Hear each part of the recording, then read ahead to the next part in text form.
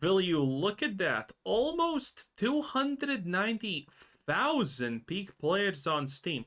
Honestly, that's pretty impressive. That is 90k more than I thought the max is gonna be. That's probably more than Gearbox themselves thought that they're gonna get. But admittedly, they only do have a 63% like ratio for the game, which is really bad, by the way. Bad games have typically between 50 and 80% like ratio. Good games have a 80 to 95%. Really good games are 95% typically, or around that mark.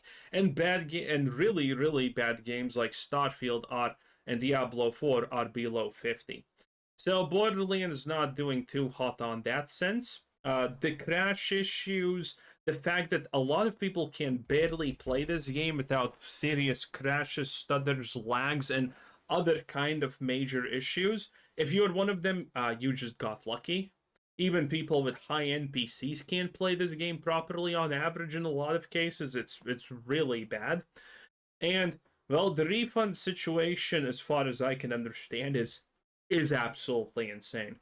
And it doesn't look like it's going to beat the 200 and almost 90k mark here because, well, it is Sunday, and the biggest player peak is typically on a Saturday. On Sunday, it's slightly less, and then the drop off happens. But in any case, the player peaks are at least pretty decent. But you're not here for that, are you? You are here for the continuation of our analysis of the Borderlands 4 story. We already covered the overall arching story, how absolutely abysmally horrible it is, and how I think it has been probably retconned at least 5 times. But now we're gonna be covering the characters. Oh yes, every single major character in the lore, their impact, and were they good or were they bad. Spoiler alert, most of these characters are really bad, but there are 2.5 characters that were good. And you will be surprised about my 2 favorite characters, probably by far, because one of them is a literal DEI hire, but she's absolutely amazing, trust me.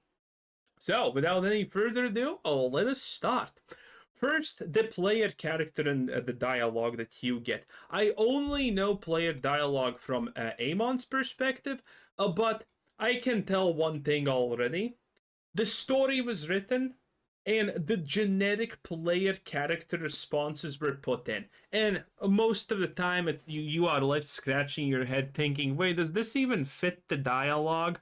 And the writing in general for the player characters is horrible.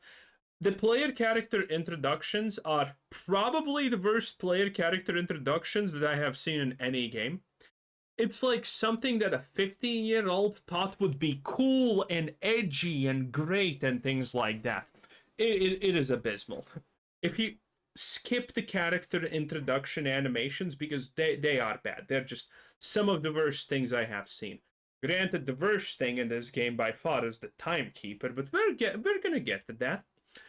So, Amon, I don't know how the other characters are, but Amon is horrible. His lines are sometimes kind of okay. In general, there is an overlying thing with the character and their stories. With every side character, main character, that they are trying extremely too hard at the start of the character introduction to make them quirky, make them special, but they typically come off as cringe. A lot of characters that are semi-decent have horrible, absolutely jaw-droppingly awful character introductions that are overblown, overtried, they're trying so hard with them, and that's a minus. Because at the second part of the game, the writing does for a moment until the climax get a little bit better. It actually becomes kind of normal because people are talking normally, and the dialogue gets better. But that's like roughly 20% of the game towards the end, so it's not a lot, but at least it does happen. Amon is atrocious. Most of the time, his dialogue is just kind of head-scratchingly questionable.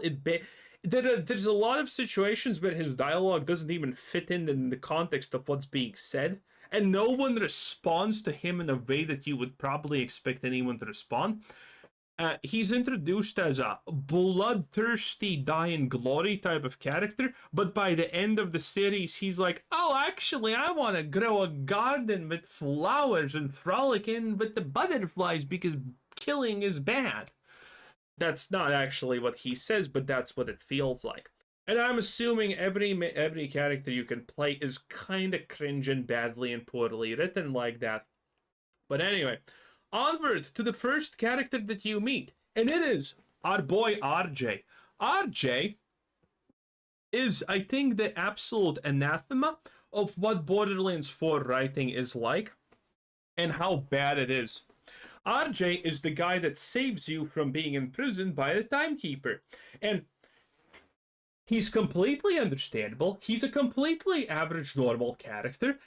His motivations are clear. His objectives are clear. Everything around him just makes sense. And yet he is absolutely dislikable and annoying. You hate him from pretty much the second sentence, even though he just completely makes sense. More on him later, though. But yeah, he doesn't last long. He gets timekeepered really fast. Then you meet Claptrap after you escape. Claptrap's introduction is the only introduction that is not completely mentally ass. Yes, even though Claptrap is arguably easily the second or third worst character in the series. Because when Claptrap speaks, and thankfully in the main story, he does not have a lot of say. Well, he does not have a long to say. He has a lot to say, though. A huge amount, in fact. Claptrap's dialogues are extremely over the top. They are trying extremely hard, okay? They're making Dune references. They're making I have no mouth but must scream references. It is an absolute shit show. Claptrap is easily one of the worst characters, and all of his dialogue sounds roughly the equivalent of HR is not in the room, but you will be reported to HR no matter what happens at the end of this conversation, and the other person is trying to extend the conversation no matter what. Claptrap literally does not shut up even for a second. It is an egregiously poorly. His dialogue is just egregiously poorly. Overall, one of the easily worst characters in the series by far. After you get pretty much instantaneously introduced to Rush. Rush is a Vogue character insert. He's a complete stereotype of a buff, brawly, brainless bodybuilder who's actually a complete pansy. Because he is completely carried by this woman named Conway. She is the brains. She is the actual person behind Rush's operation, because Rush is a complete moron and buffoon who can't do anything himself except stress cook cookies, because yes, that's a thing. He gives people water and makes sure they have eaten. Horrible character. Horrible character. Miles leagues better than Claptrap. Horrible character. Conway has absolutely no personality of her own. This is, in fact, I can't even find a single picture of her online. She gives you the material bike or whatever this thing is called. But no, you don't. She's just Rush's keeper. Okay, she's the brains behind the operation, because behind every man there is a woman actually pulling the strings.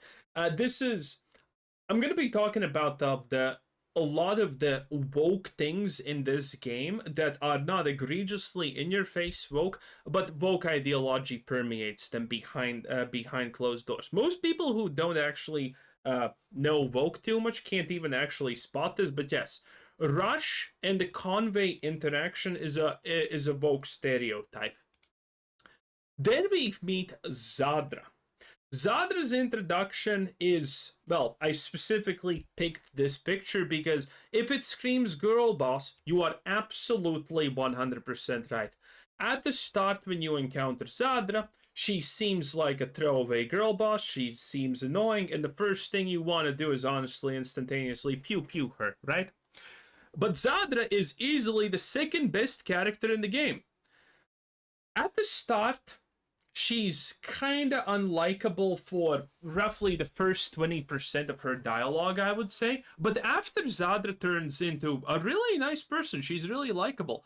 Zadra is that smart person in the group. She wants to be in the group. She knows who she is. She knows who everyone else is. And she's kind of happy to be there, and she wants to be happy about being there. Zadra is an absolutely phenomenally good character after the start. Her introduction in the first 2 times that you save her is pretty bad. She comes off as an instantaneous know-it-all girl boss at the start, but that quickly fades, and then she's smarter than everyone else, but she doesn't put that in your face. She tries to be nice to people, and she's actually really likable after it. Easily second best character in the game by far. Most likable, well, second most likable, but again, easily absolutely amazing character. Spoiler alert, when she dies, I was actually pretty sad because again, she at the end she was a really good likable character.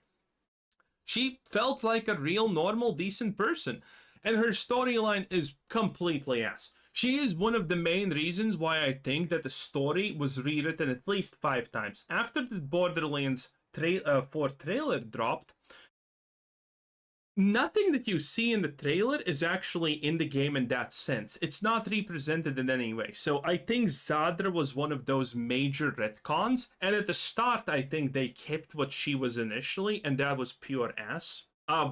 Whiny, annoying girl boss, always knows better, looks down upon you. That was her initial character, but then that just fades, okay? Because at the start, it's like, okay, she's gonna betray you, right? Obviously, she has ties with the timekeeper. Rush doesn't trust her. He looks into her, and then it goes nowhere.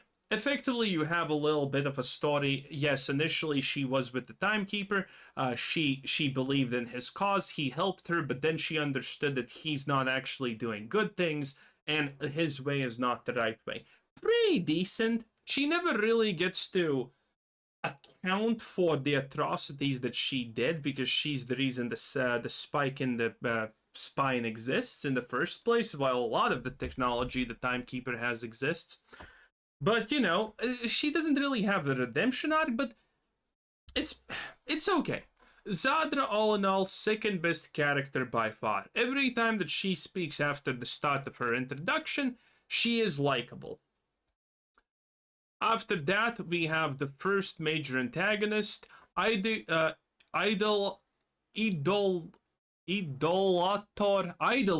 Soul. Complete ass character. Stupid, fat, probably a Trump reference, honestly, if I'm being real here. I don't know how, but I would guess that this is probably an attempt at a Trump reference. He is a complete clown. He's not dangerous. He has no anything. He's just a idiot who has a bio weapon or something like that, and everyone's like, "Oh no, Soul has a bio weapon," and then you're like, "So what? This guy can't probably eat without assistance. He's that stupid. Like, who cares if he has an army? He's just stupid." And that's it. That's his character. Just a stupid simp for the timekeeper, and none of the simping is explained. None of anything is explained. Like, how the hell is he like one of the big 3 leaders of timekeeper's forces? Beats me.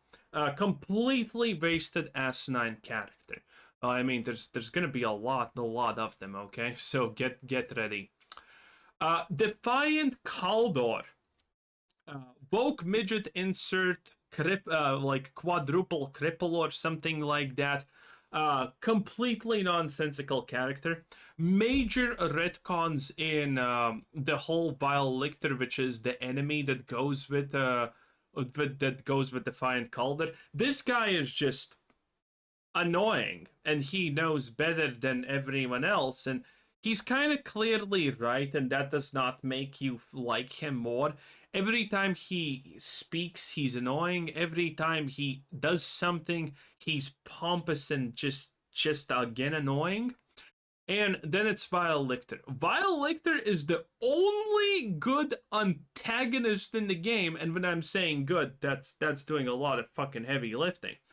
Because Vile Lictor, this guy, he's also this guy, by the way, is actually dangerous. Vile Lictor actually tells you to stop doing things, otherwise he's gonna get mad, and when you don't, he actually cuts off the arm of one of your friends, which is a good thing, and you like it because you hate her. So, but that's a little bit more onward. But anyway, while Lictor, he at least has the sense of danger. Nothing of his story makes sense. In fact, he has no story. I'm pretty sure there was supposed to be a story that Vile Lictor, because look at him, he's clearly part of the mountain people, and his story was probably that he was frail, he wanted power, that's why he joined, and he was most likely Defiant Calder's friend, and blah blah blah. But none of that is. He's just a generic bad guy, and there's no explanation to him. But at least as a bad guy, he works because he seems dangerous. He actually does things, and he actually is capable of making you feel vulnerable. Unlike our bloated friend, what's his face? Unlike our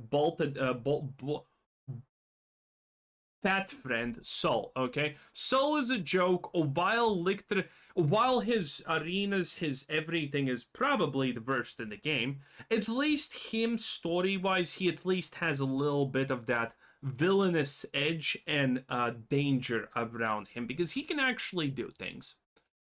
After that, we have Callus.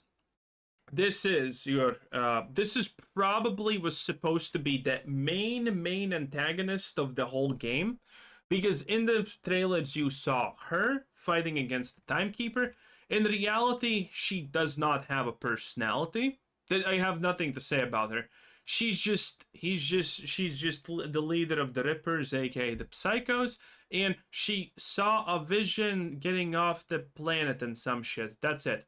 She has absolutely no personality whatever to speak about. A complete wasted character, and she comes back a second time in the story, which makes it like double the fucking verse. And nothing changes, not even her attack set, by the way. Then we have Mad Moxy, which is literally, again, by the way, just one more character that doesn't have a personality. It's technically Mad Moxy. If they didn't put Mad Moxy in, let's be real, everyone would be mad. But she has like 2 throwaway lines, and that's it. She might as well not be in the story. After it's Zayn, the only likable character from the male cast.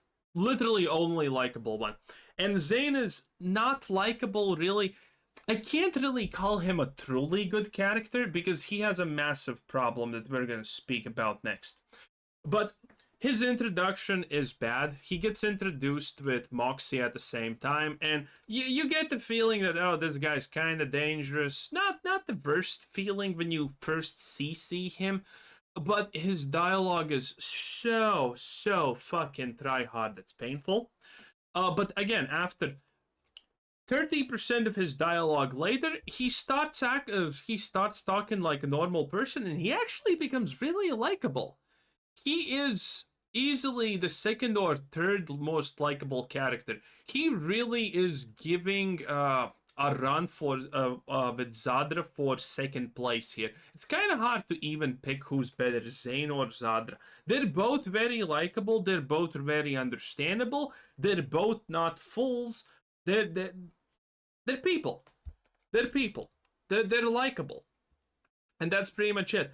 They all of them have quirks. Most of the quirks are bad and overblown, but you know, when the writers stop trying extremely hard to be special and shit, the writing becomes kind of okay. But at least for Zayn, Zadra, and our third nominee. But Zayn is overall extremely brought down by Amara, because where Zayn goes, Amara goes. And where Amara goes, her pet Hermes goes. It should have been like this. Hermes is just a cat. He does not have any real point except Zayn being friendly with him and that being pretty cool. Otherwise, Hermes is forgettable. Amara might as well not be here, as she is a purely DEI insert because she's Indian, and for people who do not know she's supposed to be Indian, well, you can think of her as black because obviously reasons. Amara has absolutely no personality whatsoever. Actually, that's a lie, she has one. And that personality is worse than having no personality, and it's not being a know-it-all, or a super empowered, powerful woman that can solve problems with fists and shit, which is half of it, I guess. But no, she constantly is almost everywhere Zayn is, and when Zayn says something that you like, Amara is there to instantaneously make you dislike the whole conversation. Amara is like that person that is the yes man to the third most important character in the show, and she's not only yes manning really hard and trying to be like, I'm a part of the team, guys, but she's also trying to create a personality at the same time. Amara might actually be like the second or third most worst character by far in this game. And I mean, she's literally beating out things like Callus that don't even have a personality. That's how sad Amara is. It's better to have no personality than be Amara. After that, by the way, I'm trying to be consistent, but you know, I chose it like this.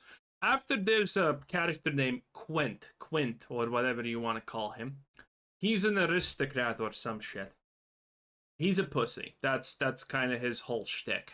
He's a crybaby, and that's pretty much it. There's no redeeming features to him at all. He's just weak and constantly crying. Most people probably forgot that he even exists. But he has a strangely high number of lines, and he's strangely relevant for a very long time in the goddamn series. So that's a thing. But after Quint comes Levane. Levane has a Vogue factor to her, not just only because she's clearly a black representing female for no reason, but she's also the interracial couple because reasons with Zayn. Now, granted, hey boys, I would also, I'm not gonna lie, okay, it is what it is. But Levane is the best character in the series by a landslide.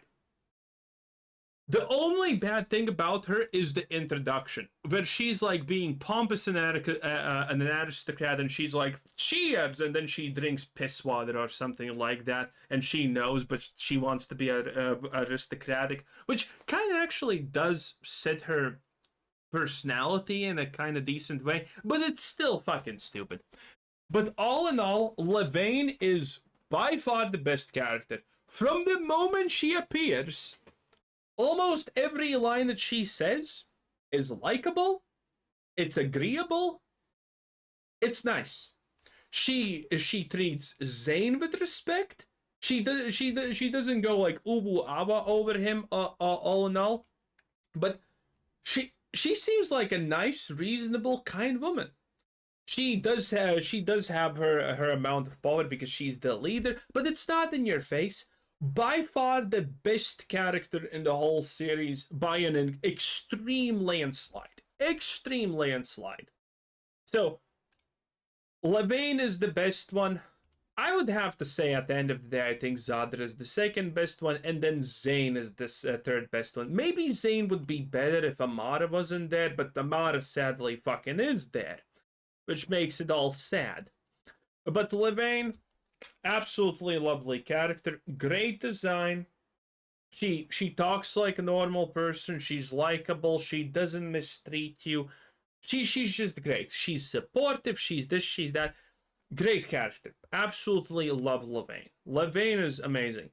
Lilith is a complete throwaway character that they gave the man job at. This is Lilith in Borderlands 4. Her design is literally peak fucking ass.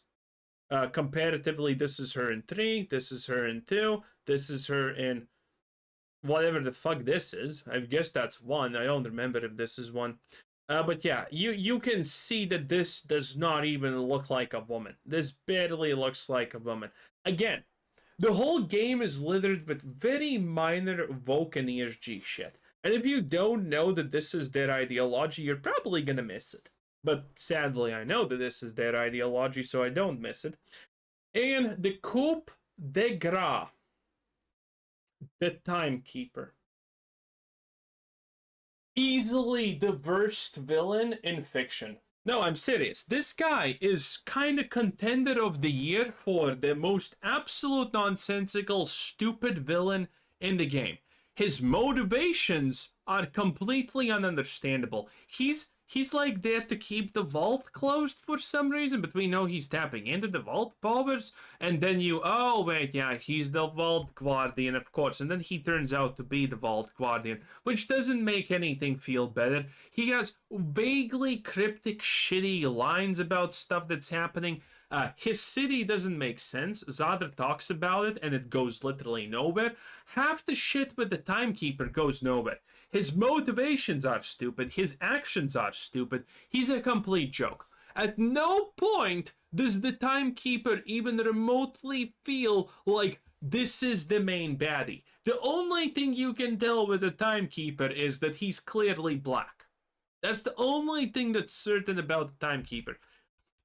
Nothing about this character is threatening, is interesting at the end, because everything that could have been interesting around him, like his motivation, just gets fucking tossed out. Zadra literally says, I have no idea why these things are now happening. This is not how the timekeeper was, and he never changes. Like, there's a mystery there, and it's completely thrown out the window. Like, the timekeeper just makes no sense at any level. There is not a single part of his story that is good. He can't even... Everyone on the planet has a mind spike where he can control them and make them commit Minecraft at any point. And there's still a rebellion against him that's bigger than his whole army. And this guy has been around, well, since the planet was there, probably, I'm assuming.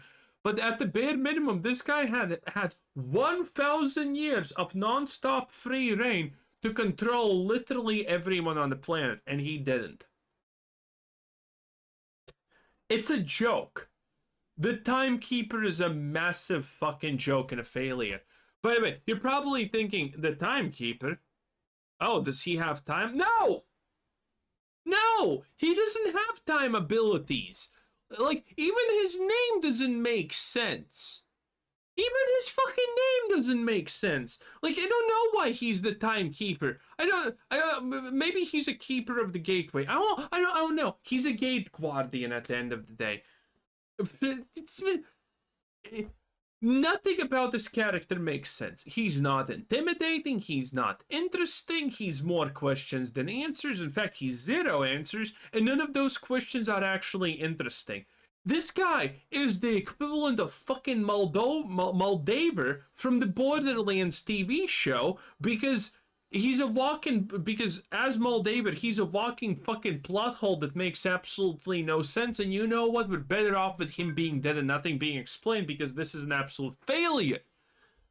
Like, this guy right here does not deserve even to be a random fucking trash mob on your first mission, let alone a goddamn end boss. Like, in the middle of the fight, he starts saying at the end of the game, where you're attacking his tower keep city thing, he's like, I absolutely like the chaos. Okay, I don't know why you didn't like it. Nothing makes sense. He kills Zadra, by the way, which I'm pretty pissed about. Zadra deserved to survive. She was great. Zadra definitely deserved better. Justice for our girl Zadra, okay? The timekeeper is absolute ass. I could literally just rant here for 10 minutes straight calling him a pathetic. It is easily this is easily the worst main villain I have seen, at least in the last 15 years. My God. The Vogue remakes of Doctor Who have better villains than this. And then we have AJ again. You're probably surprised, but this AJ deserves a... So, AJ, when he first appeared and we knew that he is the actual siren that we thought that was Lilith, I was like, oh my god, this is good. Is Borderlands back, boys? Holy shit, this character is great. When AJ appeared as he survived, it was a pretty good pull out of nowhere, honestly. It was pretty good. Now, admittedly, it involved Vile Lictor and him experimenting on it, which was bullshit. But when you find out this is AJ, you know that the guy has lost his shit. The way he walks, it took me 2 seconds to think, holy shit. Remember when Handsome Jack first actually made his appearance and he absolutely destroyed you? And completely destroyed his own daughter? His cinematic cutscene absolutely blew Handsome Jack out of the water. It was not even close. I thought that this is going to be hands down the best character in all of Borderlands when I saw it. This cinematic was absolutely 100% peak. There's no other way to describe it.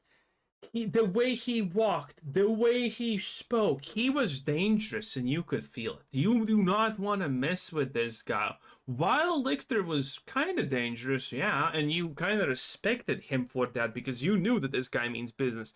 But fucking AJ? Arjay, whatever.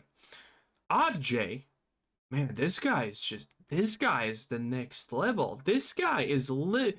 He probably makes Handsome Jack be afraid at night, okay? And he does not only just demonstrate it through the way that he walks, the way that he moves, the way that he speaks and everything. Then he just Kamea blasts you like you're nothing, and that's just a warning shot, my dude. Get out before you're literally space dust. I thought that this is gonna be wow. If this guy actually becomes the main antagonist, or even has a cheap redemption story, by the way, because he's not exactly dislikable. It's just you previously liked nothing about him when you first encountered him here. So then the cutscene ends and he vanishes. And then 5 seconds later, he contacts you and starts speaking in your ear, and it's like the most cringe shit ever. He's like, I'm crazy! It is ass! It is so sad. It is so sad and bad. It's not even funny. The cinematic was so good. So good. Like, Levane cannot match it, okay?